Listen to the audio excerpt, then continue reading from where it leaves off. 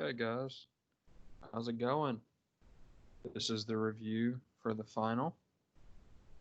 Um, I'm going to go over this. Y'all are going to be seeing on Sunday. It's currently 11:15 p.m. on Friday is when I'm doing this. So bear with me if I do some things wrong.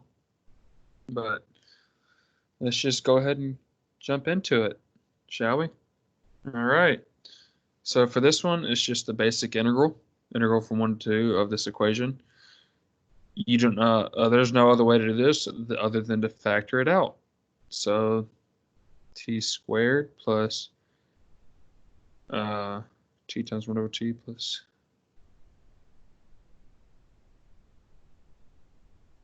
2 plus 1 over t squared.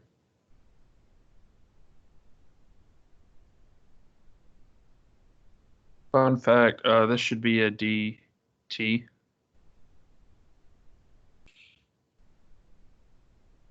All right, now we take the integral. It's t cubed over 3 plus 2t minus 1 over t, 1 to 2. And that equals, I'm assuming y'all know how to take antiderivatives at this point. 8 over 3. If you plug in 2 to t cubed, so it's 2 cubed, 2 cubed is 8, so it's 8 over 3, plus 4 minus 1 over 2, minus 1/3 plus 2 minus 1, which equals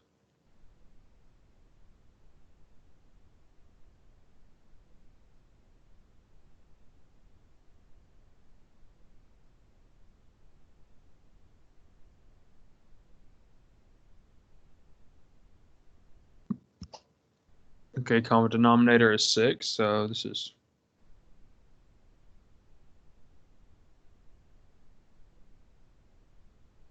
so that's 11 plus 18, which is, I might have messed that up, 27 over 6, mainly just algebra.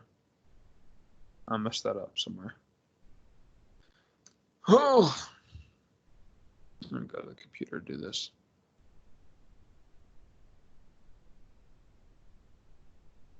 Let's see where I messed up. If y'all can see where I messed up, that's good.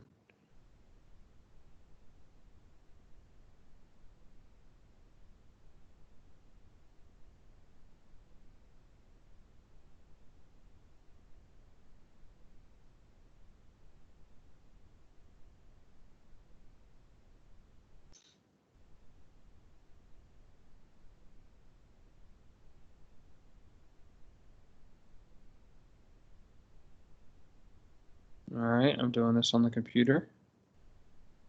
I got the antiderivative correct.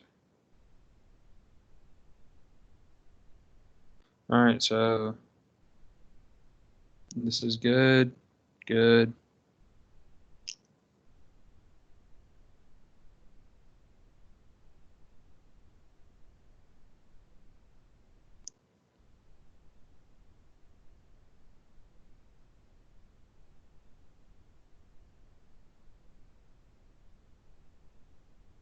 Okay, so it's 29 over 6.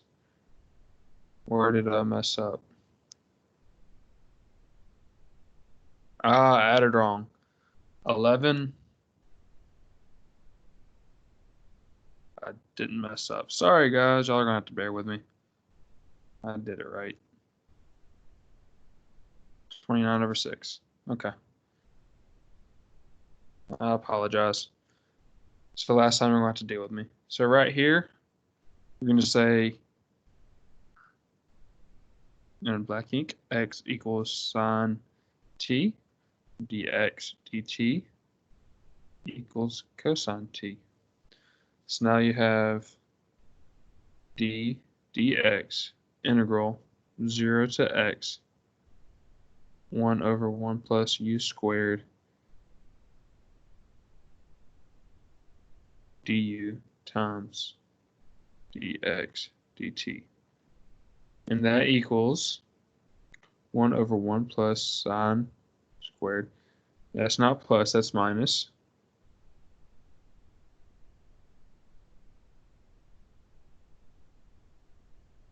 Minus sine squared of t times cosine t. So I believe the answer is B. You got it right there. Nice and simple. All right here. Find the total area between the curve and the x-axis. So that's just term for the integral.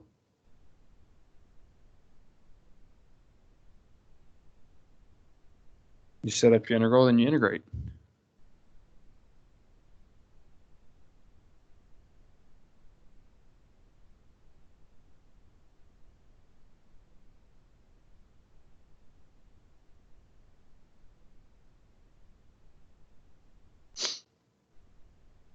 This should be trivial for you guys now, so I'm just going over it so y'all can see.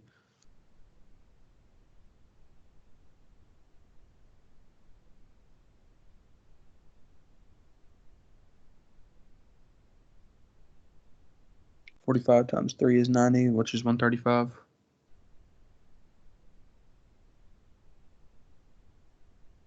Ten-thirds. So what I did, I took the integral, solved it out, and I ended up with 10/3. Easy peasy. I don't like this question. So it says find the area of the shaded region. So when I see area of shaded region, I think it means this area plus this area.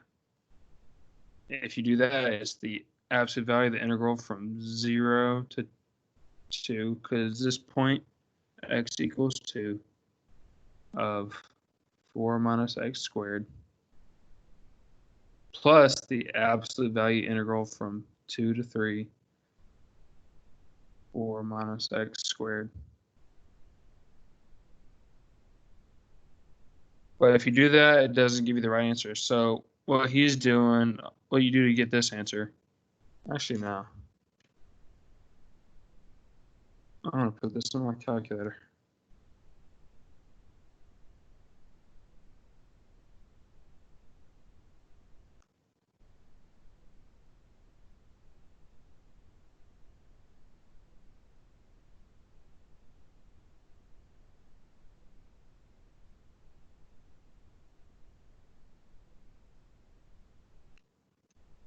Oh, okay. What happened?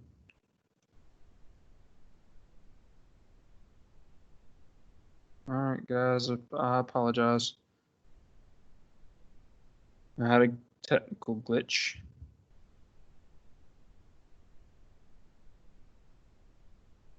Let me get that up and running. They updated this software, so it started messing up again.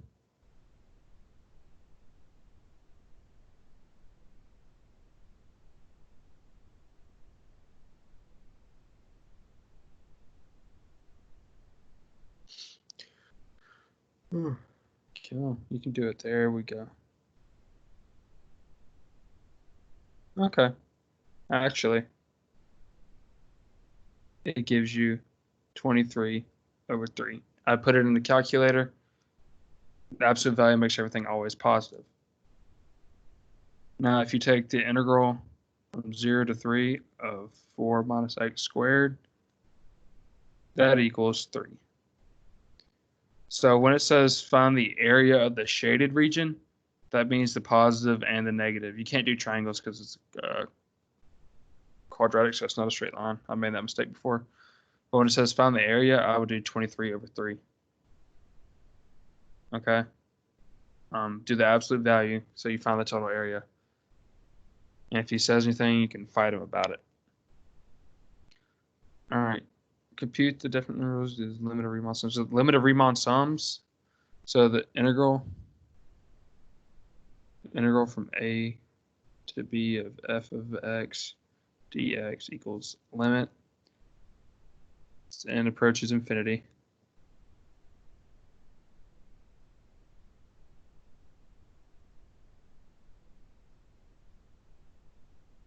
Those are the same thing.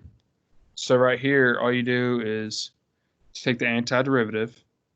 So you get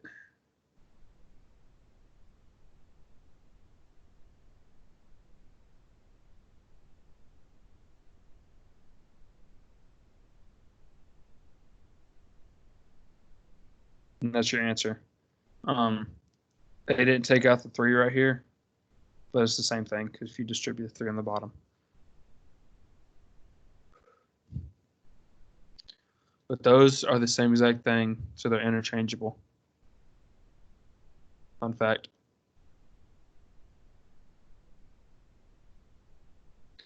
On the average value of the function over the given, so the average value is over the range, over the domain. So it's the integral from -3. This is always positive. From -3 to 0 of -x plus 2 dx plus the integral from 0 to 3 of x plus 2 dx. Because you're breaking it up because the graph looks like this.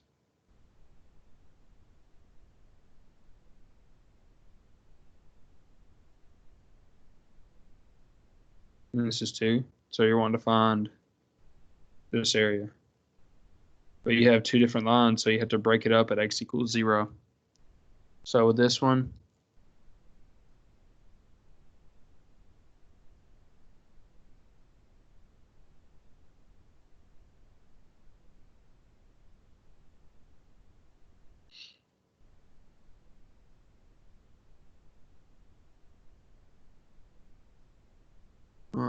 take the antiderivative, so you get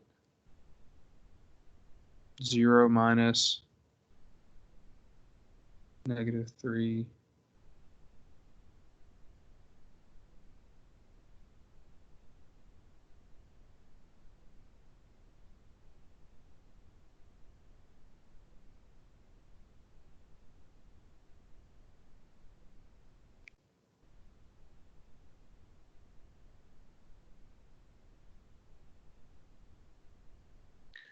and that equals, so yeah, it's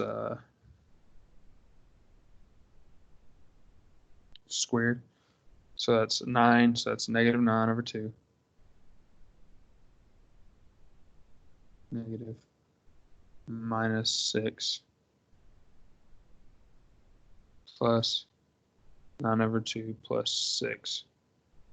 Don't forget your negative sign out here. That's what I added right there. So that equals 9 over 2 plus 6 plus 9 over 2 plus 6. And that equals 9 over 2 plus 9 over 2 equals 9 plus 12, which equals 21. The reason those were the same because this is an even function. F of x equals the f of negative x. So like the left side is the same area, the right side, as long as the intervals are the same. But anyways. All right, so this is the limit as the partition is approaching 0. This is the same thing as limit as n approaches infinity, and the same thing as limit delta x approaches 0. All right, same thing. ck is the same as x, and delta xk is the same as x. And you have your bounds from 2 to 4, so you take the integral from 2 to 4. So it's the integral from 2 to 4. We have that, and you have your function 2 over 3 minus 6x squared. And delta x is dx.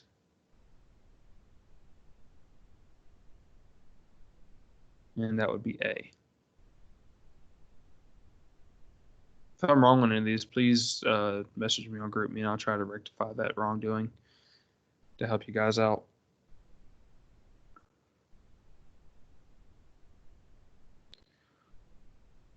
Oh.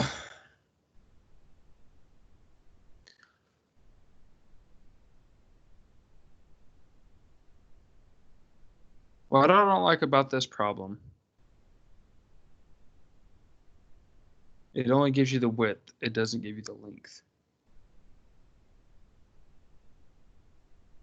So you want to maximize volume, so V equals length times width times height.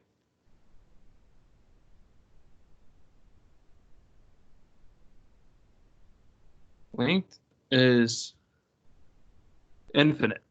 We're going to say that's infinite. So actually, no, not infinite. Doesn't matter. I've been avoiding solving this problem because I saw that and I didn't like that. And we know W naught equals 12 inches. Or no, the width plus 2 times height equals 12. All right. Because you have 12 inches wide and it needs to be folded, turned to size up to height. So it's turning up on each side to give it the maximum capacity.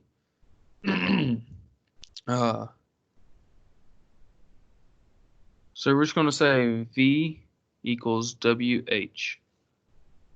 And then W plus 2H equals 12. W equals 12 minus 2H. So V equals 12 minus 2H. H equals 12H minus 2H squared. So dV dt, I guess, we're just going to do T, equals 12 minus 4H. So H is equal to 3 when you set that equal to 0. So the height is 3 inches. So it should be H on both sides should be 3 inches. And what doesn't make this one right here doesn't make sense, because if you got 4 inches on one side and 5 inches on the other, that 1 extra inch on the 5-inch side is just going to make it spill out. Like, it's not going to add anything. So this one's just dumb. So it's 3 inches. H is 3 inches.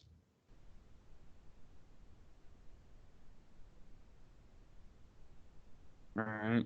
This one, plug this in, is equals infinity to 0, which is indeterminate. So we're going to say, rewrite this.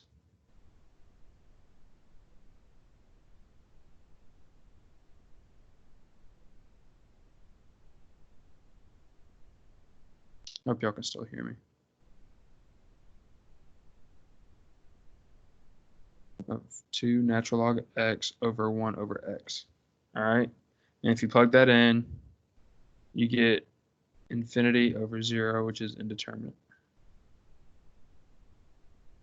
So we're going to do L'Hopital's rule. So we get the limit as x approaches infinity. Derivative of 2 natural log x is 2 over x over negative 1 over x squared. No, that's not how this worked before. And I'm right. That's x is already on the bottom, so you just need the x right here. If you take the derivative, you get x.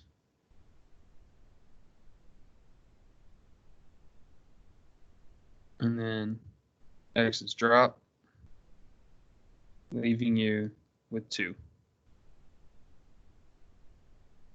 All right, shouldn't have been too hard. I'm gonna have to go back on this one. So right here, you got to bite the bullet and use product rule. I tried another way, it didn't work too well. So we'll say the limit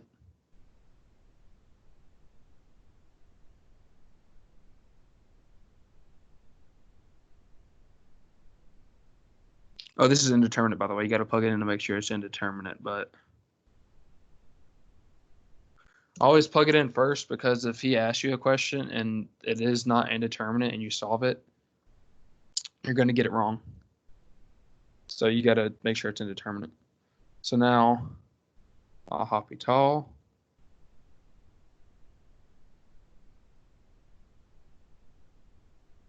So if you take the derivative here, it's x cosine of 3 pi over 2 plus x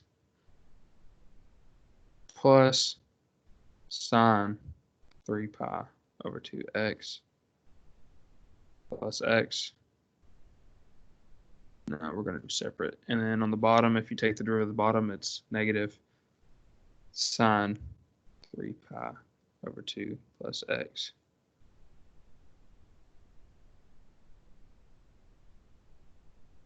And if you plug that in, this turns to -1. If you plug that in, you get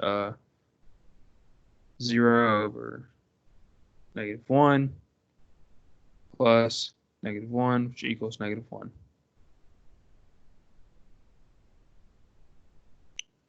Maybe I'll get through this decently fast.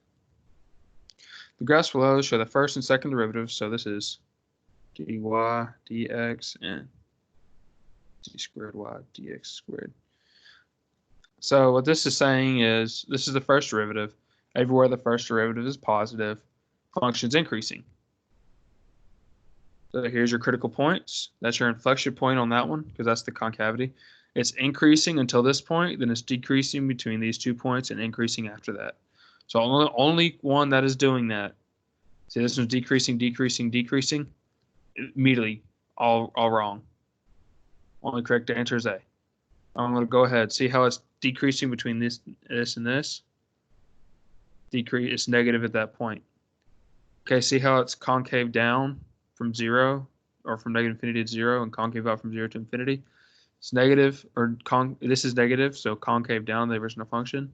It's concave down until it's 0. That works. It's concave up after 0. That works. So your answer is A. I know I went over that kind of sort of fast, but find the local extreme values if there are any. So can I factor that? No. Darn. So h prime of x equals, oh God, x squared plus 5x plus 10 times 1 minus x minus 1 times 2x plus 5 all over x squared plus 5x plus 10. That is ugly down there. All right. Squared. I hate doing quotient rule.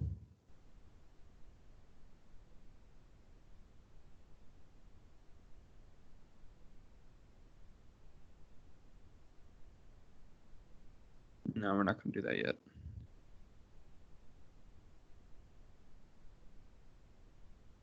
And if you factor this out, it's 2x squared plus 5x minus 2x minus 5 all over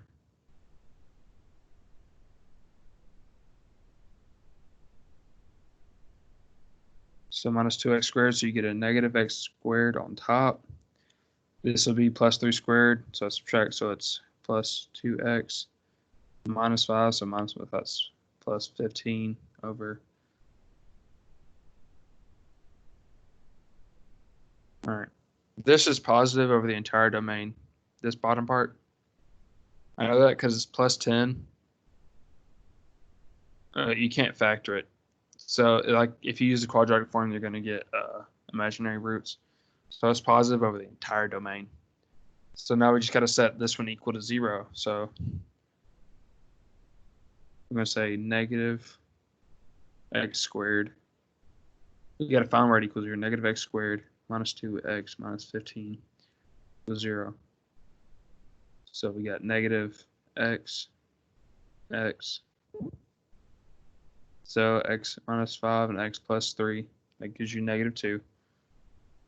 So CP. So x equals -3 and 5. All right. Now, so you don't have to plug in the values to the original function to find the actual point. All you have to do is find the x location. We're done. That's it. Okay, find where this is increasing and decreasing. And absolute extreme values. Okay, so come on, tablet. There we go. It's increasing right here. Now it's starting to decrease. boom, increasing forever on and after. Actually, no, until that point. But anyways, you see what I'm saying. So it's increasing from -2 to 1 and from 2 to infinity, or 2 to 4. So it's increasing from -2 to 0 and 2 to 4, decreasing from 0 to 2.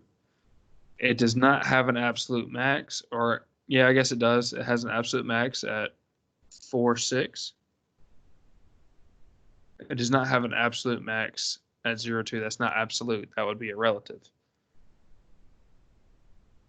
And these are absolute minimums. So these are absolute minimums.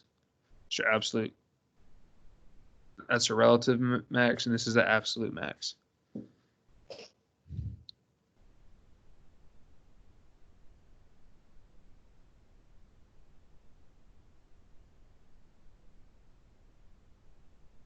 So I would go out on a limb and say the answer is C, because this is a relative. This is relative maximum. All right. Excuse me while I drink my water.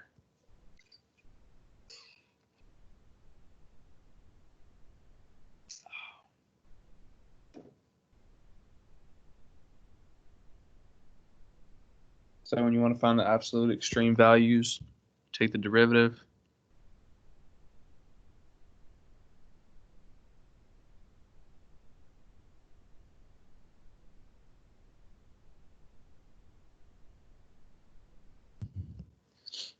And you have a, you got to solve for this. So you got x squared minus x plus 2 over x squared times x plus 2. And that equals.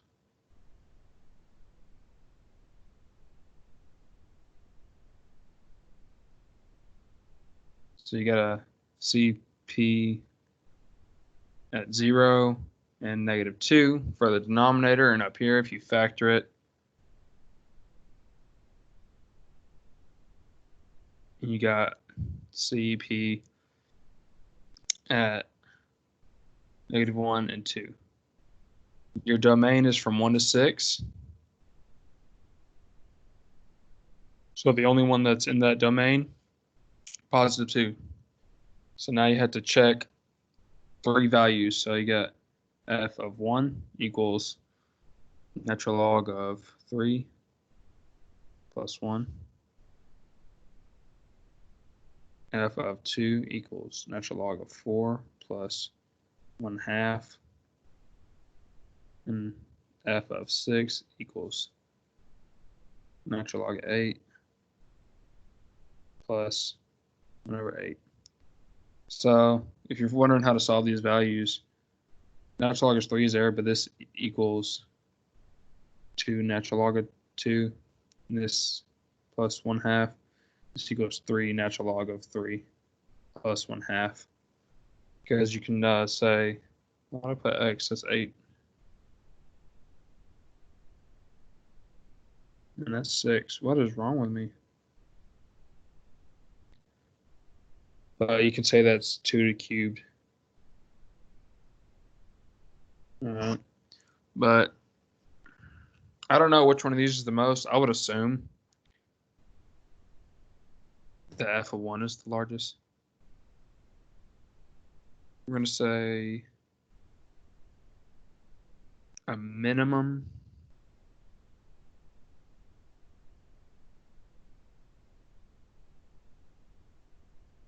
I'll graph it.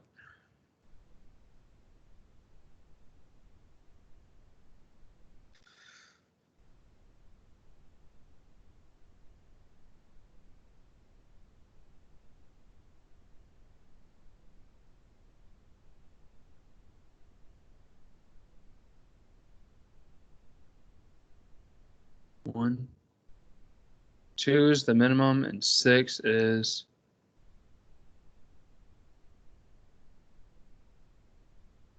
two. Okay. Min, max. All right, minimum at natural log of 4 plus 1 x equals 2 and a maximum of 8, natural like 8x. So it's B. Answer is B. I had to graph it to find that because I can't tell what those are. If anybody can tell what the maximum value of those are, I'll applaud you for knowing your log tables. Okay, so this one tricked other people on a previous test, and I don't like it either. So 12 radians, this is omega equals 12 radians per second equals d theta dt. All right, so draw a picture. 2, 12 radians per second. Theta equals pi over 3. All right. You also know how fast the realm is rising, so it wants to know how fast it's going up. All right. So if you notice, you have a right triangle in here. A right triangle that looks like this. 2 pi over 3.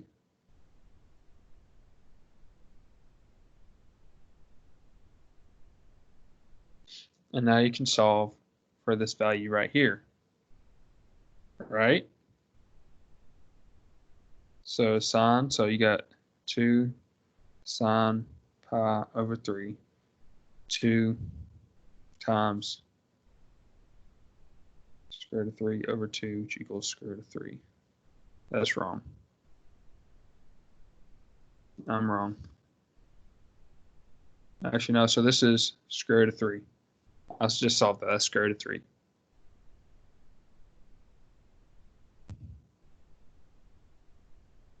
So since you have a triangle and you know that, let me think about this again. Oh, I hate these types of questions.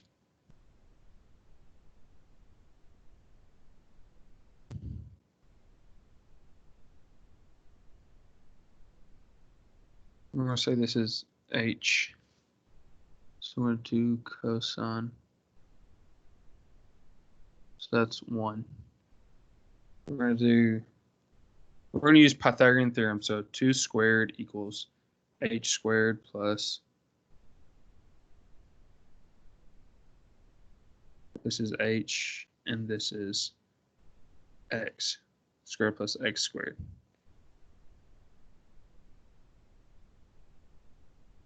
And h equals 2 sine theta and x equals 2 cosine theta. All right. So 4 equals 2 sine theta plus 2 cosine theta. And now we're going to say, take the implicit derivative. No.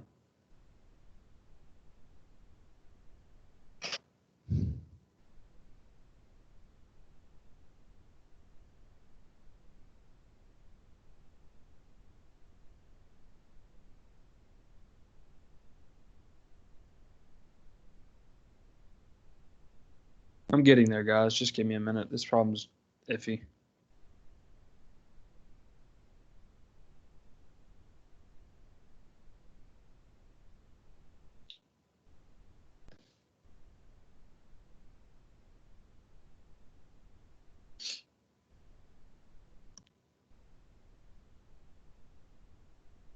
Fun fact, if you solve that or simplify that, that'd be sine theta plus cosine theta, or sine squared plus cosine squared equals 1, which is your Pythagorean identity. Which, of course, that would work.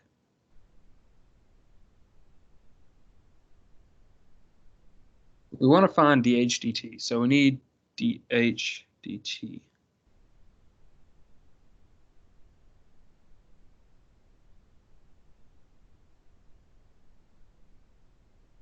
So it gives us theta, d theta dt.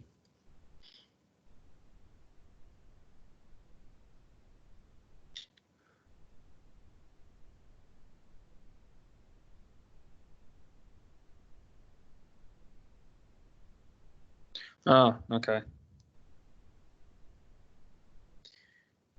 You have your equation right there. dH dt equals 2 cosine theta d theta dt. And it equals 2 cosine pi over 3 times 12 radians per second. That equals 2 times 1/2 times 12 radians per second, which equals 12. All right. So what I did, drew a circle, equals d theta dt. I found a triangle. Got my triangle, put in my equations. And you don't even need to know these. I'm just used to doing problems with triangles, okay? And I labeled, this is h and x. Well, you don't even need that. Theta. All right. So I know that x squared plus h squared equals 2. All right. Right, 2 squared. So I got that, but you don't even need that. I also know that if you want to know what h is, you times 2 times the sine of theta. All right. 2 times the sine of theta gives you h. And so you want to know how it's changing, you take the derivative of h. And that gives you that, and you have what theta is, you have d theta dt. So you solve for it, and it gives you dh dt.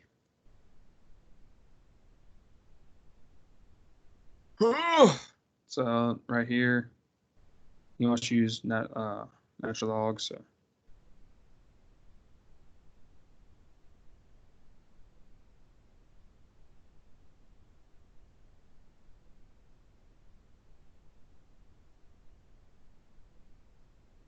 using the rules of logarithm, you take the natural log of both sides and using the rules on natural logs. Since these are all multiplied together, you can add them, and then I'm going to go ahead and bring these exponents down.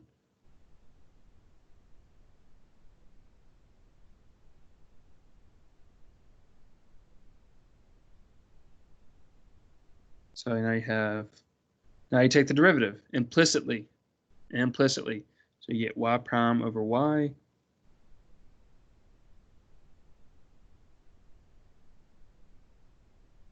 You take the natural log, derivative of natural log of x cubed plus 1 times 3x squared plus 5 over x minus 1 plus 3 over x. Now you get y prime equals this original equation.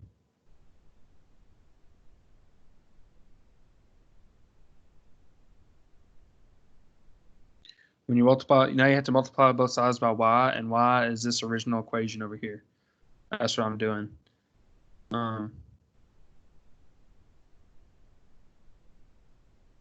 Times all of this, so it's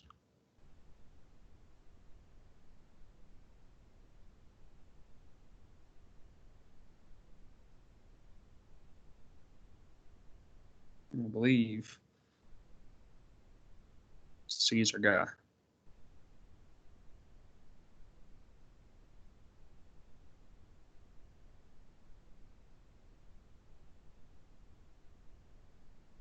Zoom it out for you guys so y'all can get an overall image of it. All right, you can pause it if you need to. I'm going to move on. So when I see this problem, I immediately write out, not a highlighter.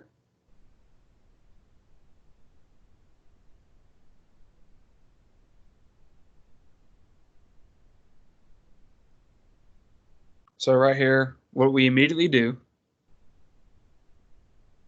we find f of a. So it wants us to find the value of the derivative of the inverse of x, where x equals f of a. So we're going to find f of a first.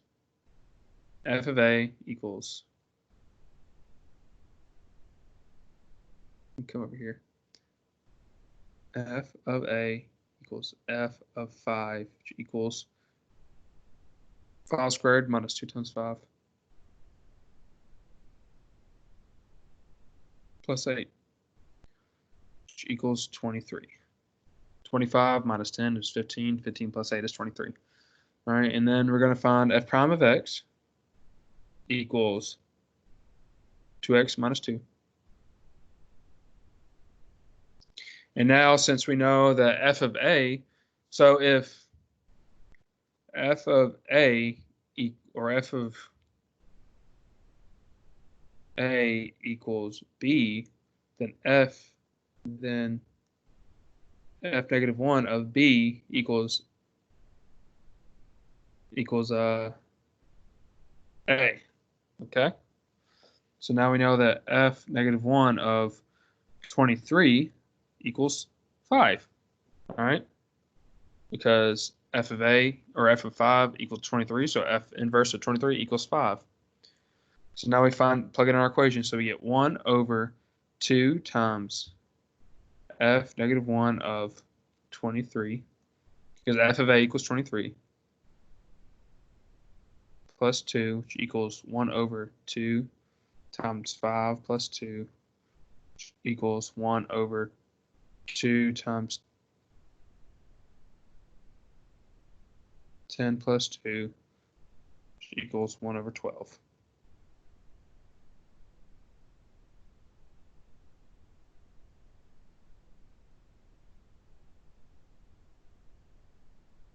So it wants you to find the slope of the tangent. So this one wants you to find the tangent. So the slope of the tangent line is the derivative. This is an implicit form, so you got to take the implicit derivative of this thing. So you get 5 y to the 4th y prime plus 3x squared equals 2y y prime plus 9. Now you solve for y prime, so you get y prime times, I moved 2y over to the other side, and so I subtracted it and took out the y prime, equals 9 minus 3x squared. Move those to the other side. So now we know that y prime, if you divide both sides by the other part that's not y prime,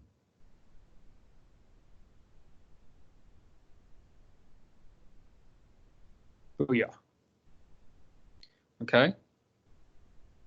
And now you plug in 0 and 1. So x equals 0, y equals 1. So y prime, or so m, slope is m equals 9 minus 0 over 5 minus 2, which equals 9 over 3, which equals 3.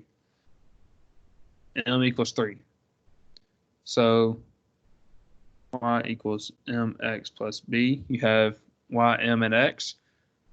So y equals 1 equals 3 times 0 plus b.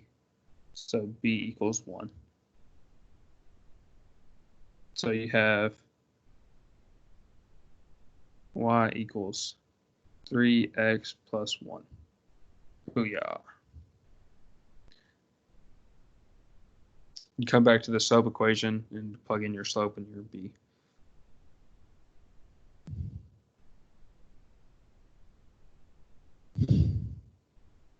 I forgot this one was on here. We may have to skip it.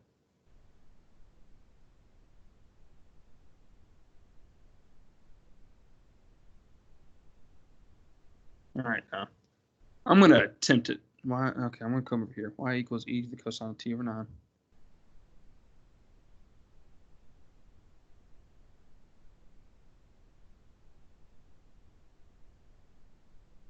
Got 4. I'm going to draw my boxes. So that's 1 derivative, 2 derivative, 3 derivative, 4. 4 derivatives. This is going to equal. No. I'm going to come over here. Y prime equals 4 e to the cosine t over 9 cubed times derivative e cosine t over 9 is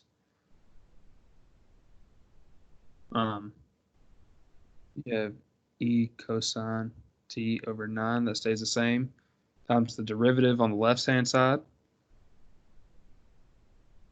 No. We're going to move everything to the right. E times negative sine t over 9 times the derivative of this thing on the inside times 1 over 9. So this equals negative 4 over 9 sine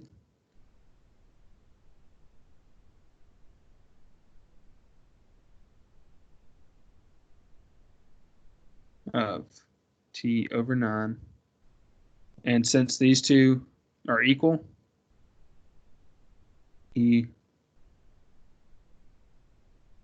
let's see if that's right.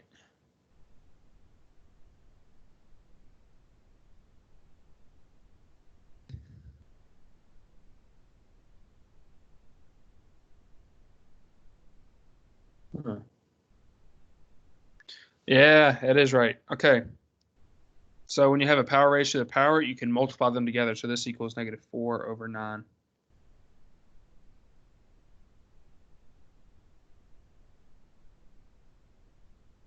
That would have saved us a couple derivatives, guys. I cannot believe I missed that. I'm kind of upset with myself. So what this actually equals,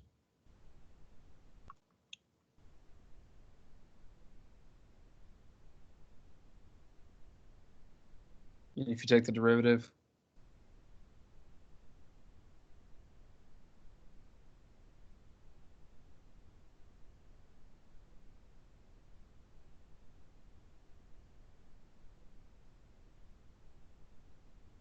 it makes it that easy.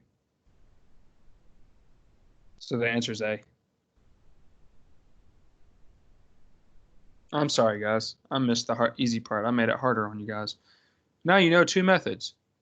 Yay, found the derivative, my butt. Okay, so this is actually the 1/2, so it's 2 minus 1/2. We're going to split it up, so it's x to the 3/2 plus 8x to the 1/2 plus 3x to the -1/2. So y prime equals 3/2 x to the 1/2 plus 4x to the -1/2 minus 3 over 2x to the -3/2. No, I don't want to use product rule or quotient rule.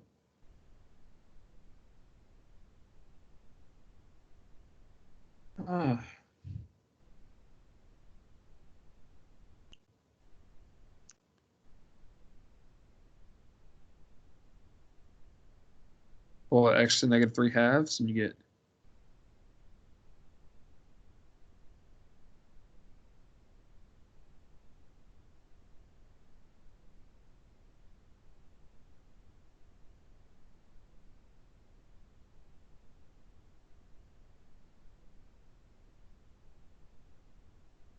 and so if we pull out a 2 from there too, you get,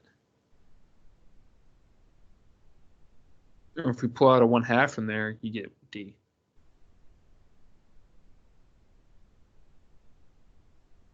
You just trust me. All you got to do is pull out another 1/2. So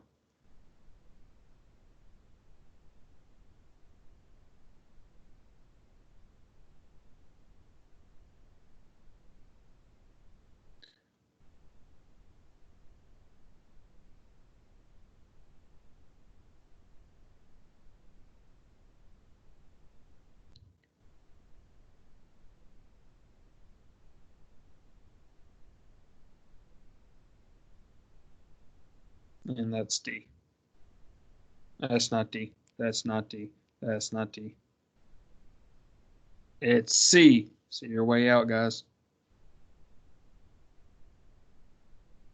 I would have made that mistake on a test because I'm trying to hurry. Find the equation to the tangent to the curve. So again, we do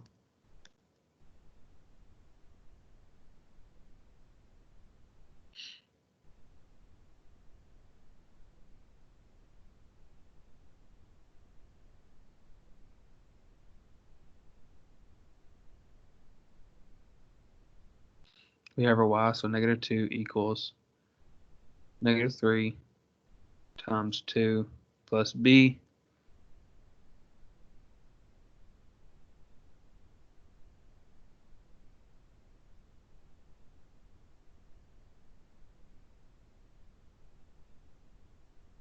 Found the derivative, plugged in the x coordinate to get the slope at that point, plugged in the y, slope, and the x, and to solve for b, and then plugged in b to the final equation. Nice and easy. Okay, so the highest power of x in the denominator, this is the farthest right, so that's the highest power.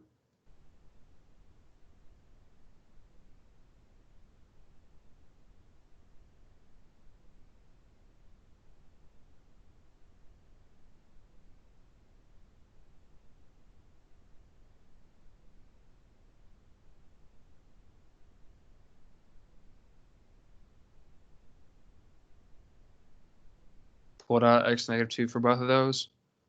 This is what I get. When I plug in the limit, this equals infinity minus 0 over 5 plus 0 equals infinity.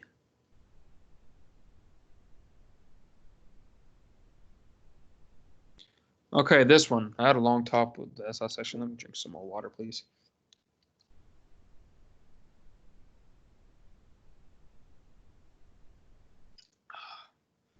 Much needed. Determine if the given function can be extended to a continuous function. So what this is saying is this is like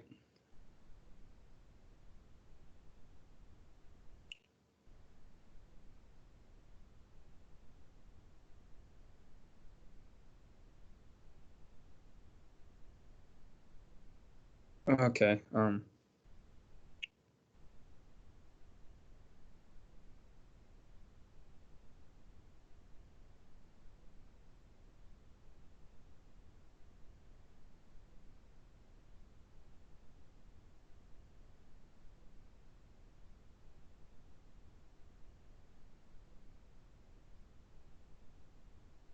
See how the negative sign. That's what this is saying.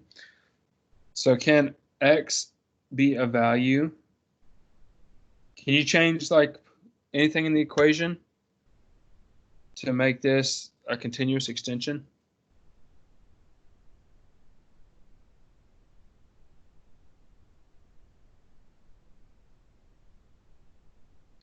And this will never be continuous. You can't do anything to make it continuous, honestly. So I don't really understand this equation. I'm just going with B. Since it'll never be continuous, I can't see to do anything to make it continuous. I can't like say like, and then you would add like this, but then you'd say like x equals, or no, you'd put like k and x equals 0 if, and you got to find what k is. So cosine of 2x over negative. So if you set those equal to each other, you get -1 equals 1, and that doesn't work. So it's no continuous extension because those would have to equal to make it continuous. So I don't really know too much on that problem. That's just an educated guess on my part. So graph the rational function. So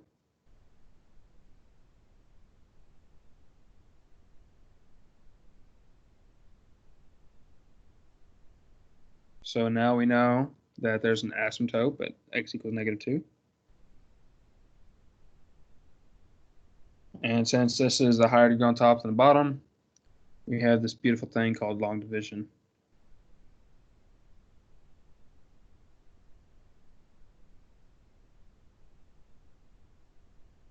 I don't mess with synthetic division, not gonna lie.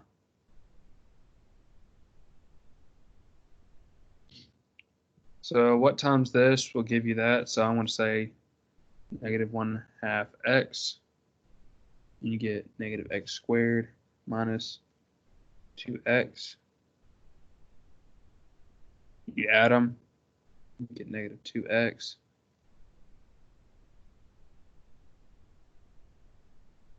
You don't add them, you subtract them. You get positive 2x plus 2. So what can you multiply by this to get that? Plus 1. And then you're done. So you got a slope or slant. Y equals 2 or -1/2 x plus 1.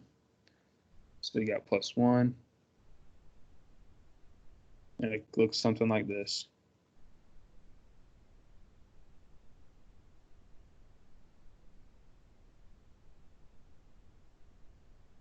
And so if you plug in like -3, you get a negative on top and a negative on bottom. Let's see what.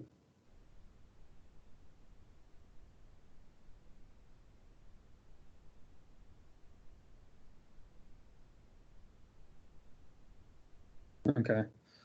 Well, looks.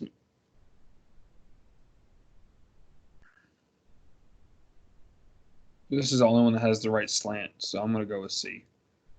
You can plug in values to see where they line up. I don't like plugging in values. They take too much time. So I just looked at the graphs. That's the only one that has the slant that we got, so that's why I chose that answer. I don't know about y'all, but I've been having a headache. All right, so this is limit as x approaches -4 from the right. So since it's coming from the right of this stops. So looks like this. So x plus 4, the absolute value, this is x equals -4. Since it's coming from the right, we have a positive. So this is the limit x approaches -4 plus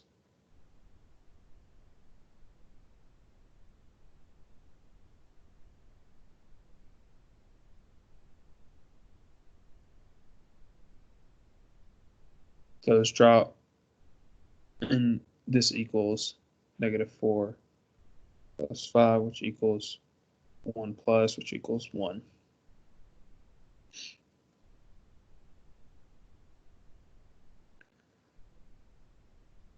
So final limit, so we're going to plug this in. It's going to be 16 minus 36 plus 20 over 0, or -4 plus 4, which equals 0 over 0. So we can do L'Hopital's rule.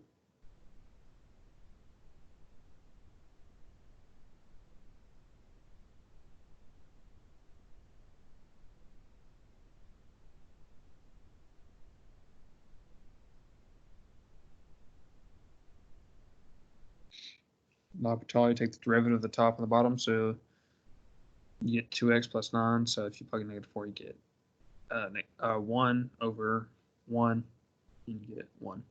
You can also solve it like this.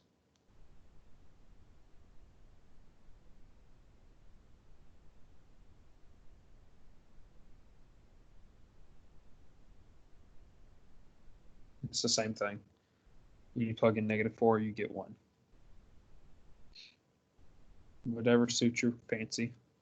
Find the limit. So this would be -pi plus 7 cosine of -pi plus pi equals square root of 7 minus pi.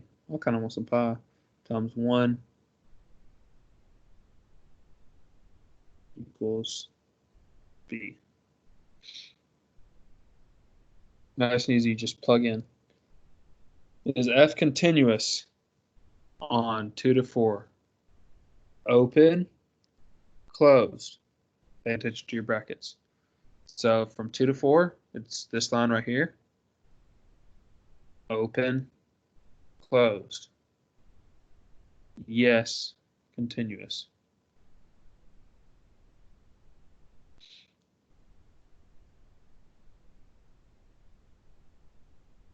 All right.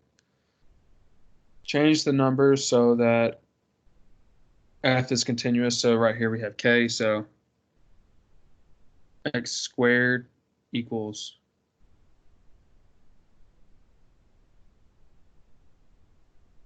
since this is less than or equal to, we know at 4. So f of 4 equals 4 squared, because that's the value at 4, because you have the less than or equal to equals 16. To make it continuous, all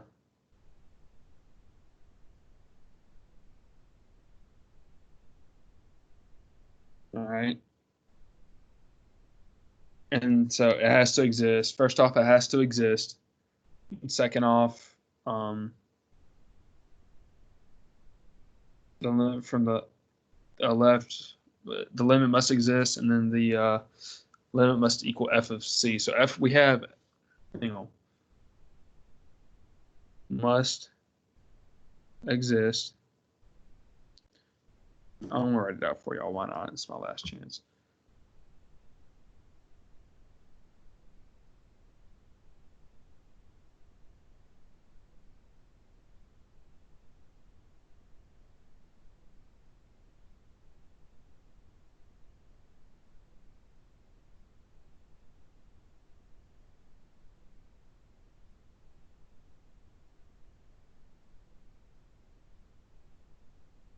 Those are your three things for continuity. Now we know that f of c exists because f of 4 equals that, so it exists.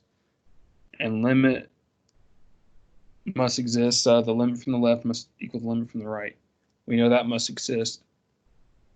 We know the limit exists because if you take the limit as x approaches 4 from the left, or from, we're making this part happen and we're making this part happen. So we know that part's true. We're forcing these two. So we're going to do x squared equals kx, or no, kx. Actually, no. We're doing 16 because it has to, f of 4 has to be 16 equals kx. And since x equals 4, 16 equals 4k. So k equals 4.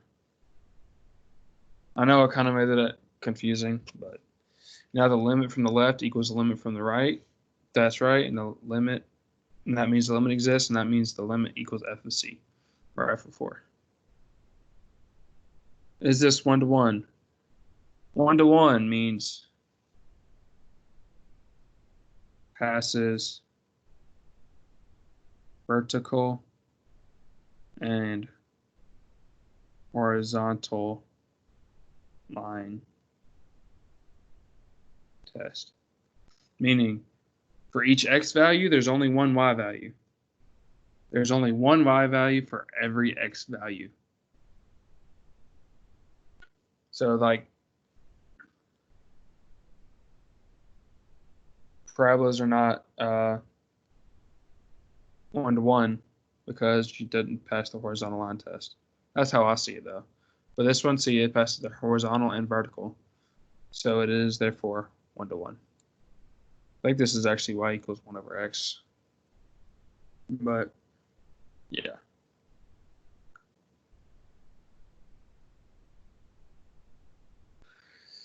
Okay, so express this. This is testing the log rule. So this is natural log.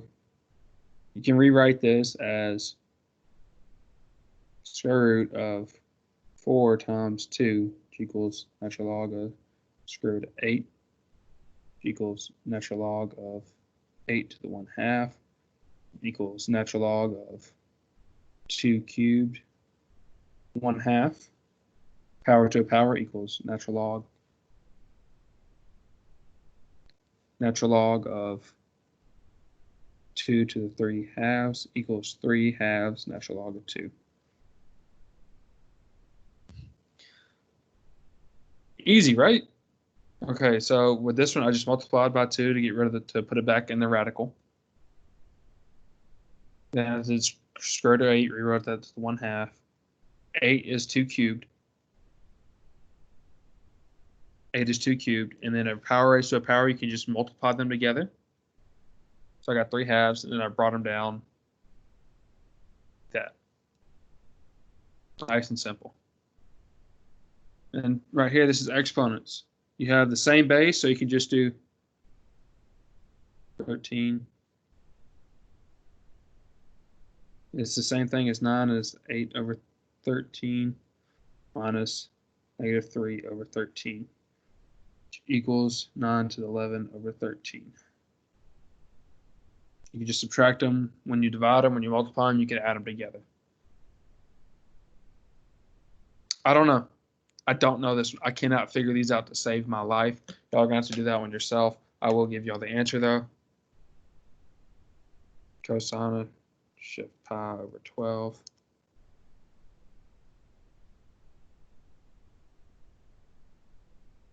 That's it.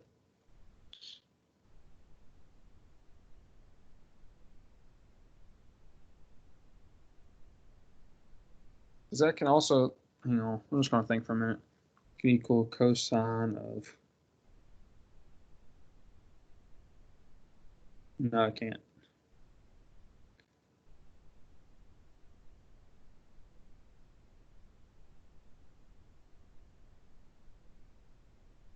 I don't know how to do those. So I don't know the formulas. You're going to have to do that yourself. Triangle has a side C.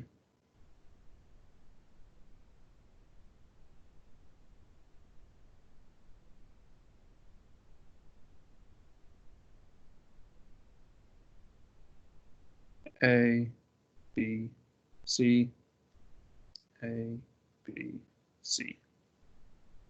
All right. C, this is 4, pi over 3, and pi over 4.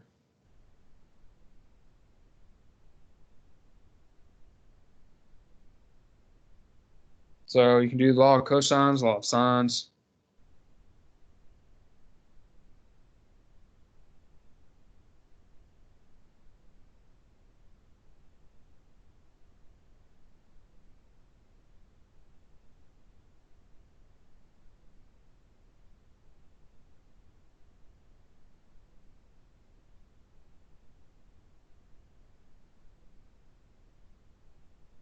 The length over the angle that it corresponds to.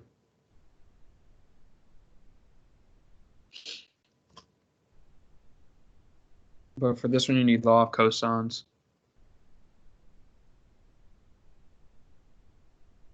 Let me look that up real quick. It's like a squared squared.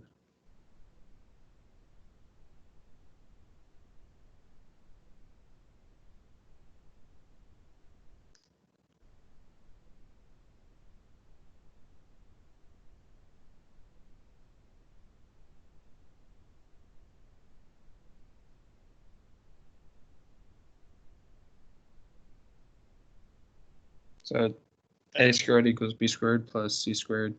That's the law of cosines. So this question is asking us to find the length of b. So it wants this. So we're going to do b equals square root of a squared plus c squared. Actually, we're going to use law of sines. So no, we don't have sine of c, do we?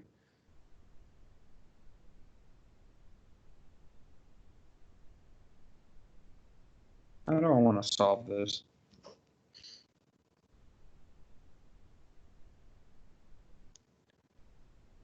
We only have one side, so we got to use law of sines too. So c over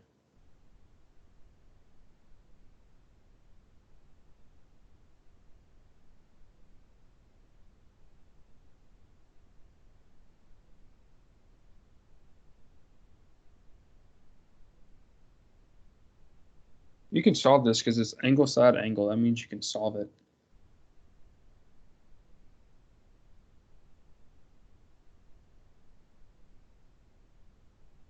All of these actually no.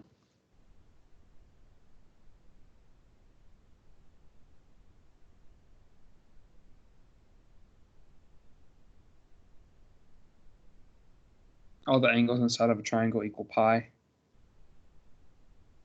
because pi is 180 degrees. So now you know c equals pi minus.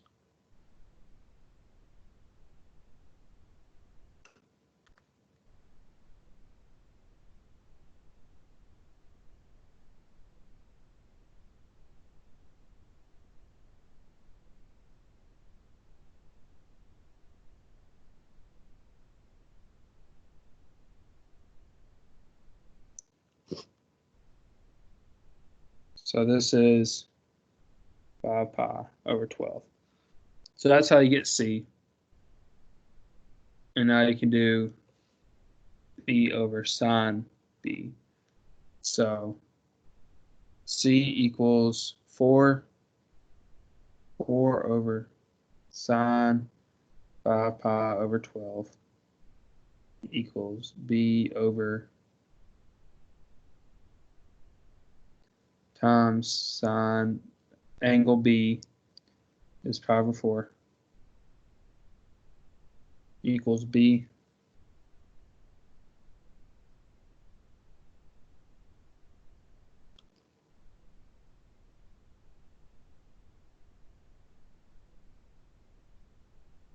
I'm not doing this how he wants us to.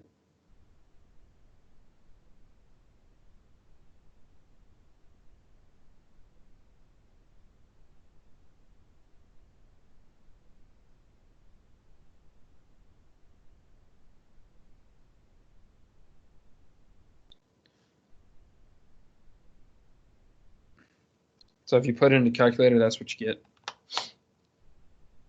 I don't understand why he gives you radians and doesn't ask for an exact answer. But so what I did, this is numero uno.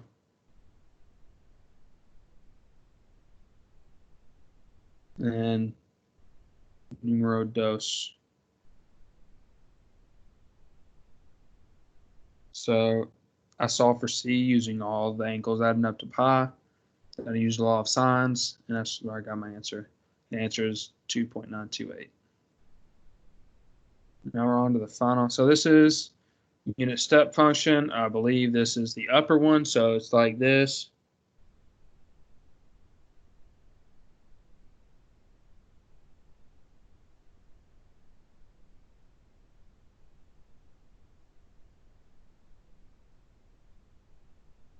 I believe it's like that, so that would make B the answer. Actually, I can go look that up real quick. I've never used these in my life.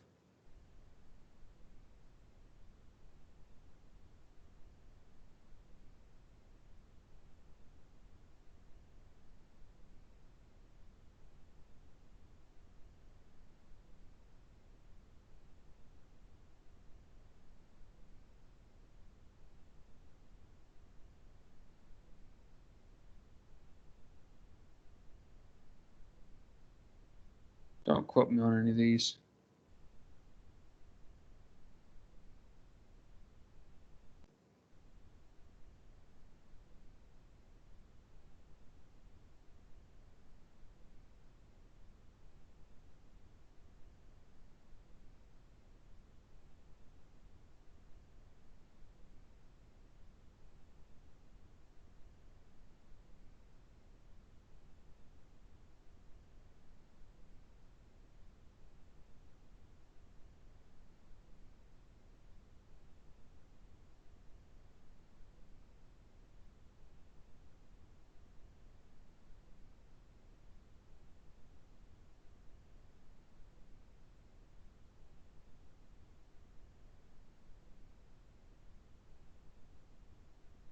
Okay, so I believe that's how it looks. Since it's the upper one and the lower one would be the opposite way. Don't quote me. You could probably go to your calculators to find out. And all this that smart stuff. So that will do it for the practice final. I wish y'all the best of luck on this thing. And I hope I helped you out a little bit here.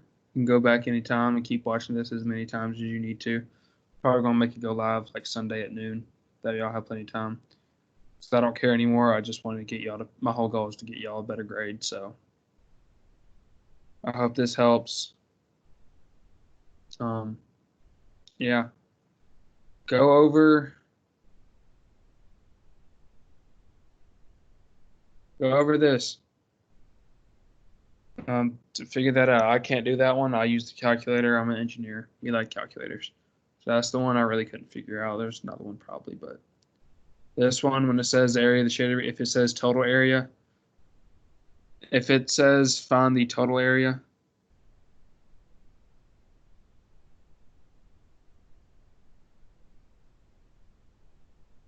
without giving you the graph, that means use the absolute value on all your integrals and split them up. If you watch the previous video on YouTube, I went over that of how you can do that with you find your critical points and you split it up each time right there at your critical points. But you can go watch that and figure out what I did there.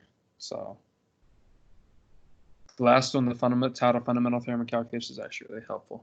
Anyways, guys, this is my last time. Let me write my name as is tradition. This is my last time doing this for you guys. I wish you guys the absolute best of luck on your exam. It's been a pleasure being y'all's SI.